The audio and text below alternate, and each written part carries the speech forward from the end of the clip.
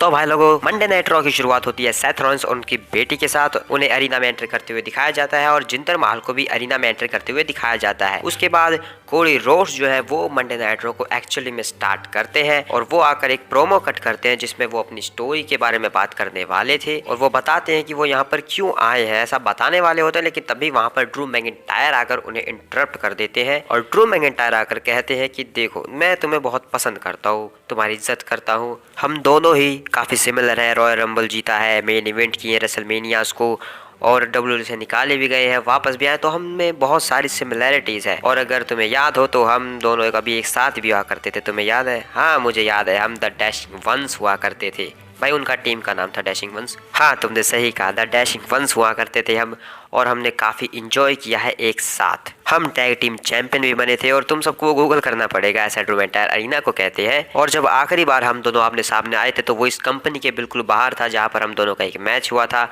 और तब तुमने मुझसे कहा था कि मैं इस कंपनी का हर जगह का फ्यूचर हूँ, इस रेसलिंग इंडस्ट्री का फ्यूचर हूँ। लेकिन मैं यहाँ पर सिर्फ तुमसे ये कहने आया हूँ, तुम्हें सलाह देने आया हूँ कि तुम बहुत अच्छा कर रहे हो, सही चल रहे हो, अपने पाथ पर बने रहो। तुम्हें अपनी स्टोरी खत्म करनी है, तुम उसे ज़रूर करना ख़त्म।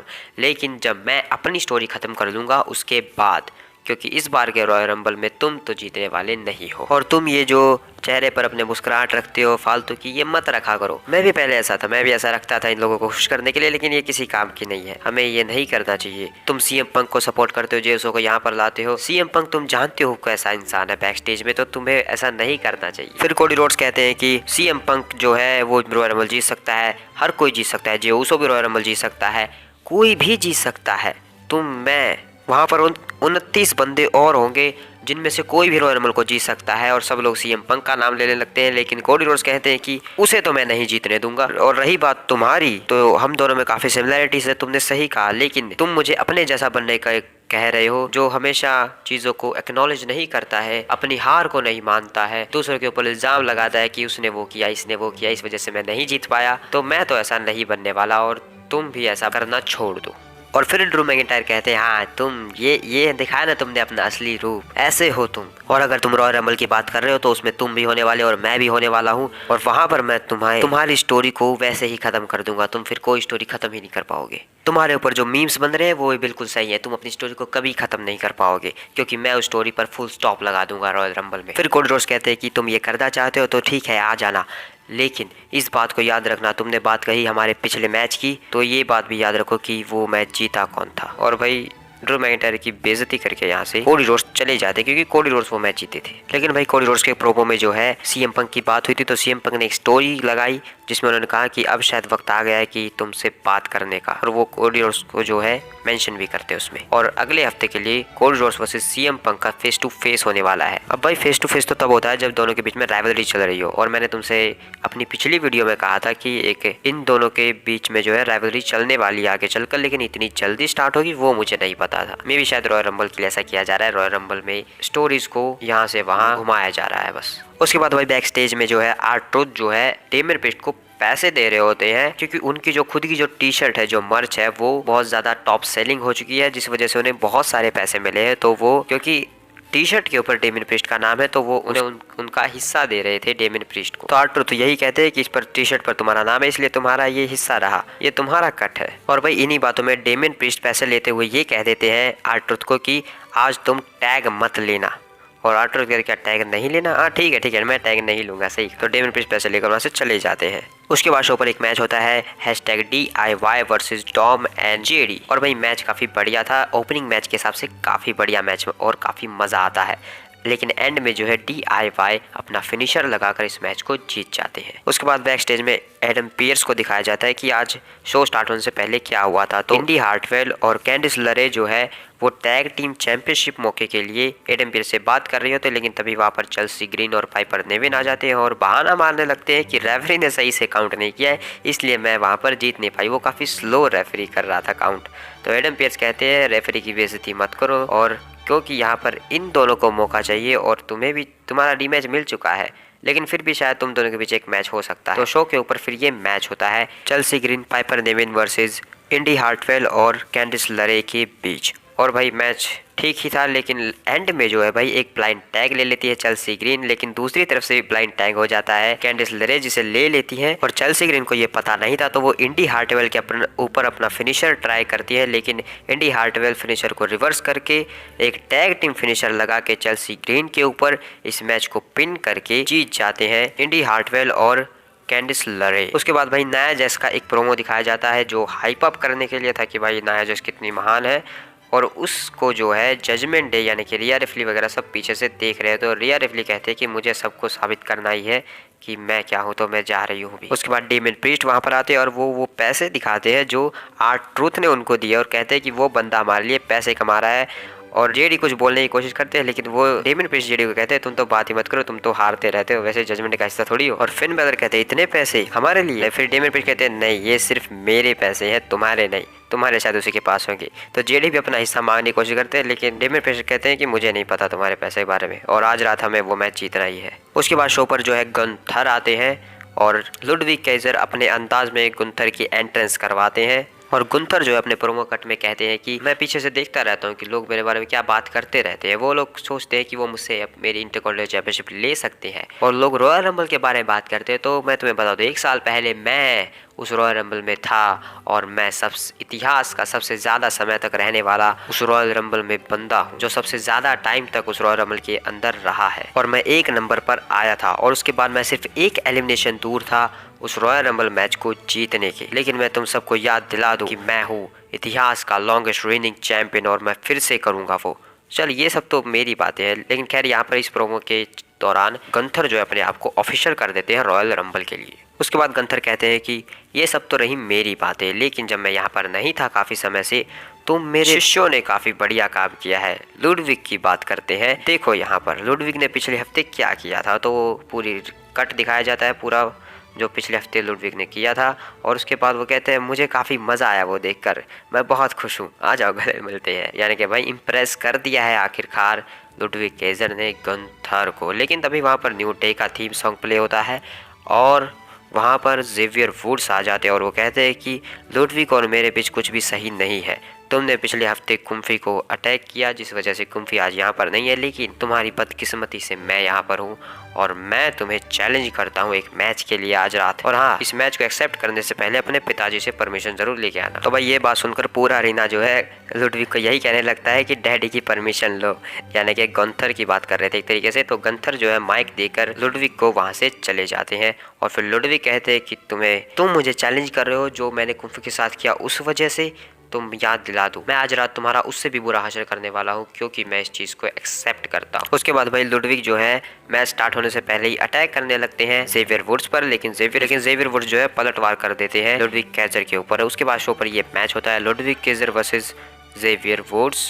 काफ़ी देर तक मैच चलता रहता है, लेकिन एंड में जो है लुडविग केजर वही चीज़ करने का ट्राई करते हैं जो उन्होंने कुम्फी के साथ किया था। वो चेयर फेंक कर मारते हैं, लेकिन जेवियर वुड्स बच जाते हैं और जेवियर वुड्स खुद जो है चेयर मार देते हैं लुडविग को, जिस वजह से मैच जो है डिस्क्वालिफिकेशन की वजह से लुडविग केजर यहाँ पर जीत जाते हैं। लेकिन उसके बाद जो है जेवियर वुड्स चेयर से हमला करने का ट्राई करते हैं, लेकिन लुडविग केजर पलटवार कर देते हैं। उसके बाद वो सेम सिनेरियो रिपीट करने वाले थे जेवियर वुड्स के अगेंस्ट, लेकिन जेवियर वुड्स जो है अगेन पलटवार कर देते हैं, और उसके बाद जो स्टील स्टेप्स को उठाकर वार करने लगते हैं जेवियर वुड्स लुडविग केजर के ऊपर, लेकिन लुडविग केजर बचकर यहाँ से भाग जाते हैं। यानी कि रिवर्सल पर रिवर्सल हो रहा था भाई यहाँ पे। तो भाई जेवियर वुड्स भाई काफ़ी गुस्से में थे। उसके बाद ब्रॉन्सन ब्रेड आते हैं सिर्फ कुछ सेकंड के लिए स्क्रीन पर, और कहते हैं कि आज के टाइम पर एक बंदा चैंपियन है, लेकिन उसे याद रहना चाहिए कि मैं फ्यूचर में चैंपियन बनूंगा, मैं उसकी जगह ले लूँगा। तो भाई वो सेथ रॉलिंस की बात कर रहे थे या फिर गुंथर की बात कर रहे थे या फिर किसी और की, ये मुझे समझ में नहीं आया। उसके बाद फिर बैक स्टेज में जेवियर वुड्स से पूछा जाता है कि आपने ऐसा क्यों किया, इतना बुरा तरीके से बर्ताव। तो वो कहते हैं कि उसने कुम्फी किंगस्टन के साथ जो किया उसके लिए मैं उसके साथ वही करूंगा और मैं और ज़्यादा करता। लेकिन तभी वहाँ पर लुडविग केजर पीछे से आकर अटैक कर दे, लेकिन वहाँ पर तभी जेउसो आ जाते हैं और लुडविग केजर वहाँ से चले जाते हैं आराम से, क्योंकि भाई पता है सामने रोमन रेंस का भाई जो आ चुका है। उसके बाद शो पर अकीरा टोजावा आते हैं मैक्सिम डुपरी के साथ, और क्योंकि उनका एक मैच है अकीरा टोजावा वर्सेस आइवार, और इस मैच के एंड में जब फिनिशर देने के लिए जाते हैं टॉप रोप पर आइवार, तो मैक्सिम डुपरी आकर उन्हें इंटरप्ट करते हैं, जिस वजह से अकीरा टोजावा एक पावर बॉम्ब लगा देते हैं आइवार को टॉप रोप से और फिर एक रोल अप पिन करके इस मैच को जीत जाते हैं अकीरा टोजावा। काफ़ी शॉकिंग मोमेंट था भाई ये, लेकिन ये चीज़ वेलहला से देखी नहीं जाती। वो दोनों के ऊपर अटैक कर देती है, वेलहला अकीरा टोजावा पर भी और मैक्सिम डुपरी पर भी। और उसके बाद रिंग के अंदर ले जाकर भी आइवार अकीरा को धोते हैं और वेलहला जो है वो मैक्सिम डुपरी को धो देती है। उसके बाद बैक स्टेज में क्रीड ब्रदर्स और अल्फा अकेडमी जो है वो उन दोनों को सहानुभूति दे रहे कि सब कुछ बात नहीं है, लेकिन तभी वहाँ पर इवी नेल आ जाते हैं और कहते हैं कि वेलहला को इसकी कीमत चुकानी पड़ेगी और वहाँ से चली जाती है।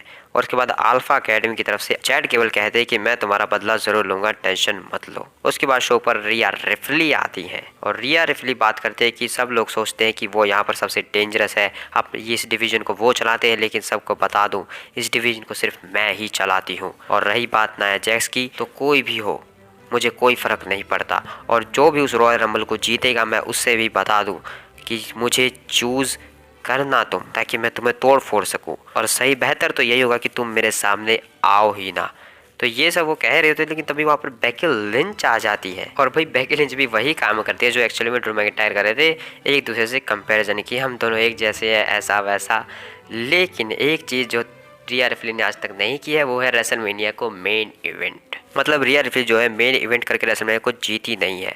तो कई बार जो है बेकी लिंच ऐसा वो कहती हैं कि मुझे कई बार लगता है कि तुम मुझसे ज़्यादा बेटर हो, लेकिन मुझे ये प्रूव करना है कि नहीं, ऐसा नहीं है, तुम मुझसे ज़्यादा बेटर नहीं हो। और उस वो प्रूफ करने के लिए मुझे तुम्हारे कंधे से उस चैंपियनशिप को उतारना होगा, और उस चैंपियनशिप को उतारने के लिए मुझे रॉयल रंबल जीतना होगा। और रिया रिफ्ली कहती है कि हाँ, और किसी का तो पता नहीं, लेकिन मैं ज़रूर चाहती हूँ कि उस रॉयल रंबल को तुम जीतो और मेरे सामने आओ।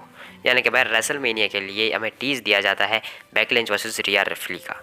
उसके बाद जैकी रेडमोंड जो है वो भी यही कहती है कि ये मैच तो देखने लायक होगा, बेकी वर्सेस रिया। और लेकिन वो जो है इंटरव्यू के लिए इनवाइट करती हैं सेथ रॉलिंस को, और सेथ रॉलिंस को वो ये कहती है कि आप जो ये कर रहे हैं जिंदर महल के सामने अपनी चैंपियनशिप डिफेंड करने वाले हर रोज़ करते हैं, आप हर हफ्ते आते हैं, ऐसा क्यों करते हैं? तो सेथ रॉलिंस कहते हैं कि मुझे मज़ा आता है, मैं हर डिफेंस के साथ जो है और ज़्यादा ताकतवर होता जाता हूँ। और रही बात जिंदर महल की, तो मैं उससे पहले भी लड़ चुका हूँ, लेकिन ये जो जिंदर महल है वो अलग है, सबसे बेस्ट वर्जन है, लेकिन मुझे विजनरी और रेवोल्यूशनरी ऐसे ही नहीं कहा जाता है। उसके बाद सेथ रॉलिंस वहाँ से चले जाते हैं और शो पर आते हैं द मिज, क्योंकि उनका मैच होना है द मिज यानी कि Awesome Truth versus the Judgment Day का मैच होने वाला है, इसीलिए। लेकिन भाई R-Truth अपनी एंट्रेंस नहीं करते, उसके बाद जजमेंट डे की एंट्रेंस हो जाती है। जजमेंट डे अपनी एंट्रेंस करने लगती है, लेकिन हमें पता चलता है R-Truth ने एंट्रेंस इसलिए नहीं की थी क्योंकि वो जजमेंट डे का हिस्सा है, तो वो जजमेंट डे के साथ एंट्रेंस करेंगे ना, तो इसलिए वो जजमेंट डे के साथ जो है एंट्रेंस करते हुए आते हैं। लेकिन जजमेंट डे को ये पता ही नहीं होता है कि उनके साथ R-Truth भी पीछे से आ रहे हैं, तो वो देखकर ये शॉक हो जाते हैं कि ये कहाँ से आ गया। और मिज ये कहते हैं कि तुम मेरी टीम में उनके साथ एंट्रेंस क्यों कर रहे हो? तो R-Truth कहते हैं कि अच्छा हाँ, मैं तुम्हारी टीम में, सही कहा। लेकिन मैच स्टार्ट होते ही जो है R-Truth के पैसे नीचे गिर जाते हैं जो वो फिन बैलर को देने के लिए लाए थे, उनका कट उन्हें देने के लिए। उसके बाद भाई वो सारे पैसों को उठाते हैं और फिन बैलर को देते हैं, उसके बाद डॉम को भी देते हैं, लेकिन जेडी को नहीं देते हैं कि नहीं, तुम्हारा कोई हिस्सा नहीं है इसमें, तुम तो जजमेंट डे का अंदर भी नहीं हो। और मिज भी ये देखकर हैरान है कि ये कर क्या रहा है। और भाई जजमेंट डे तो पूरे पैसे लूट रही है भाई, यानी भाई पैसे किसको नहीं चाहिए, तो चाहे भाई कहीं से भी आए। तो भाई जजमेंट डे एक भी पैसा नहीं छोड़ती है, वहाँ से सारे के सारे उठा लेती है डेमियन प्रीस्ट और फिन बैलर। और भाई पूरे मैच में R-Truth जो है जब भी जजमेंट डे के ऊपर वार कर देते उसके बाद कहते ये मैंने क्या कर दिया, मुझे गलती से हो गया, मुझे माफ़ कर दो। और डेमियन प्रीस्ट भी फिर मज़ा लेने लगते हैं कि तुम क्या कर रहे हो, तुम हमें ही क्यों मार रहे हो। तभी फिन बैलर आकर अटैक करने लगते हैं, लेकिन अगेन R-Truth उन्हीं के ऊपर अटैक कर देते हैं और जेडी के ऊपर भी। लेकिन उसके बाद जो है Damien priest south of haven लगा देते हैं और फिन बैलर जो है पिन करके R-Truth के ऊपर इस मैच को जीत जाते हैं। लेकिन भाई डेमियन प्रीस्ट के एक्सप्रेशंस को देखकर ऐसा लग रहा था कि वो R-Truth के साथ इस तरीके से बिहेव नहीं करना चाहते, वो R-Truth को पसंद करते हैं। उसके बाद भाई बैक स्टेज में जिंदर महल को दिखाया जाता है और जैकी फिर से आकर उनसे पूछती है इस बार कि आज आपके मैच का टाइम हो चुका है, तो चलिए।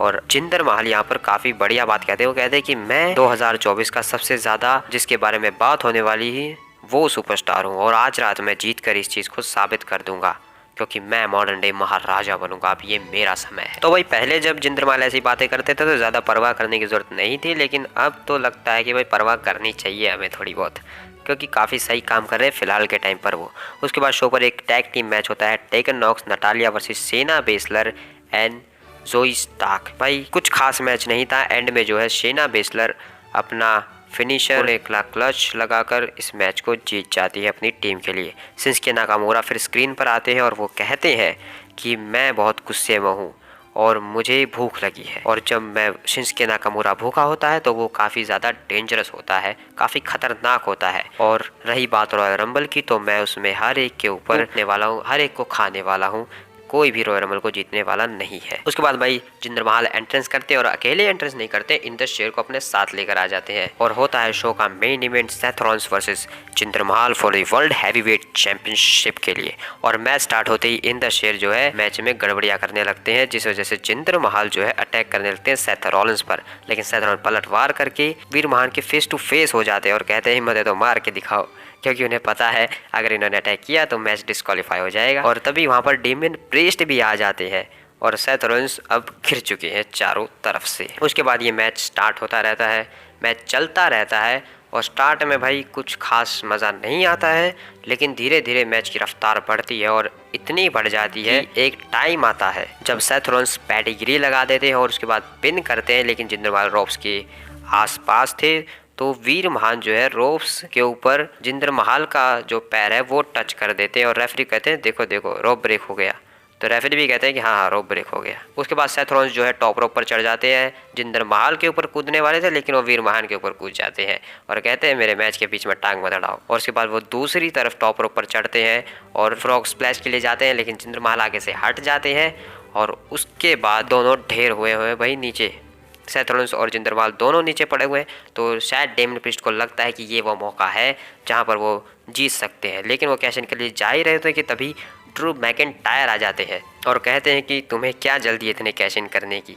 उसके बाद दोनों के बीच जो है भाई भिड़ंत हो जाती है और दोनों एक दूसरे को मारते पीटते हुए अरीना से बाहर ले जाते हैं। और इस चीज़ का फ़ायदा जिंदर महल उठाने की कोशिश करते हैं तो वो जो है रेफरी का ध्यान भटकवा देते हैं वीर महान के चलते और चेयर ले लेते हैं सांगा से, लेकिन उस चेयर का इस्तेमाल नहीं कर पाते क्योंकि सेथ रॉलिंस देख लेते हैं। लेकिन वीर महान जो है वो रेफरी क्या क्योंकि ध्यान नहीं था तो वो बैंक देकर मार देते, क्योंकि डेमियन प्रीस्ट बैंक यहीं पर भूल गए हैं, जिस वजह से लगती है रिंग के अंदर खल्लास। और ये वो मोमेंट था जहां पर भाई पिन होता है 1-2 लेकिन हो जाता है किक आउट, जिंदर महल नहीं बने यहाँ पर हमारे चैंपियन। उसके बाद इंदर शेर जो है फिर से इंटरप्ट करने की कोशिश करते हैं कि अब तो हम सेथ रॉलिंस को मारेंगे, लेकिन रेफरी जो है उन्हें रिंग साइड से बैन कर देते हैं। उसके बाद जिंदर महल सेकंड खल्लास के लिए जा रहे होते हैं, लेकिन सेथ रॉलिंस रिवर्सल करके लगा देते हैं स्टॉम्प एंड पिन 1-2-3। स्टिल हमारे वर्ल्ड हैवीवेट चैंपियन है सेथ फ्रिकिन रॉलिंस।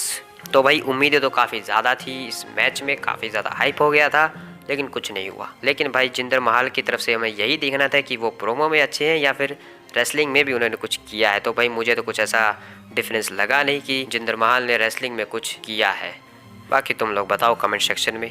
अगले हफ्ते के लिए फेस टू फेस होगा CM पंक और कोडी रोड्स का, और मैचेस को ऑफिशियल किया जाता है Ivy Nile versus Valhalla, Chad Gable versus Ivar और एक और बड़ा match Drew McIntyre versus Damian Priest. तो भाई देखना होगा अब रिया रिप्ली क्या कहेंगी, जो वो हमेशा कहती रहती कि ड्रू मैकिंटायर से दूर रहो पूरी जजमेंट डे को, उन्हें मैं संभाल लूँगी। तो अब तो भाई मैच ही होने वाला है। तो मिलते हैं किसी और वीडियो में, तब तक के लिए बाय बाय।